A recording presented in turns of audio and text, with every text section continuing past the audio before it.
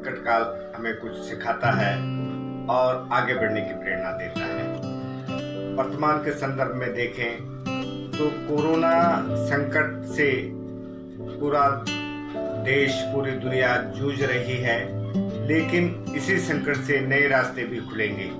हमें कोरोना के बीच जीवन को चलाना सीखना होगा।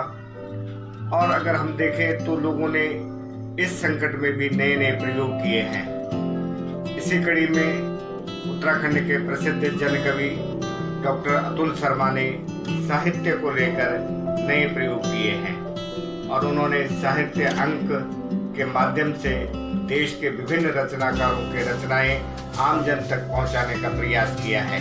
इसी कड़ी में आज प्रस्तुत है मेरी एक कविता। उल्लास से भर जाता था पहाड़, घरों में गूंजता था लोक संगीत, सुनाई देता था ढोल दमाओं का नाद, थड़िया चौपला तांदी गीतों की सुगंध फैलती थी पूरे इलाके में। जब घर आते थे प्रवास गए बेटे, खिलता था बुरांस, झूमता था देवदार, बुजुर्ग पीढ़ी के चेहरे पर तैरता था युवा मन, पहाड़ पर बस बनता था सुखों का इंद्रधनुष।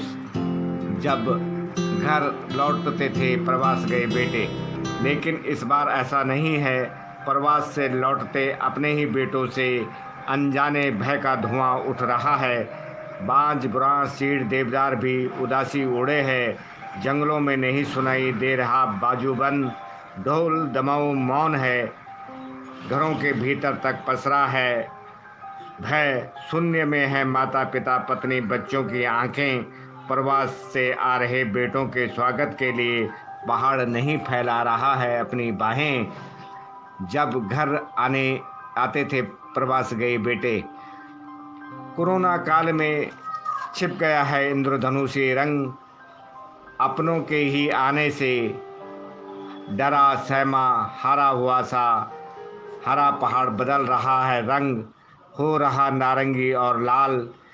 मुसीबत के इन दिनों में मुसीबत को हराना है, पहाड़ में फिर पैदा करना है हरा भरा रंग, पहाड़ में फिर पैदा करना है हरा भरा रंग।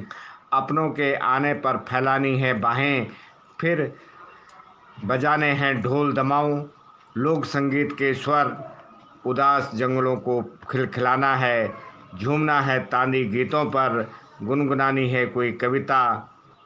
हर आपदा को हराकर जीते हैं, फिर कोरोना से क्या डरना है, फिर हंसना है, फिर खिलखिलाना है, बोनी है मुरझाई पहाड़ पर सुखों की नई फसल।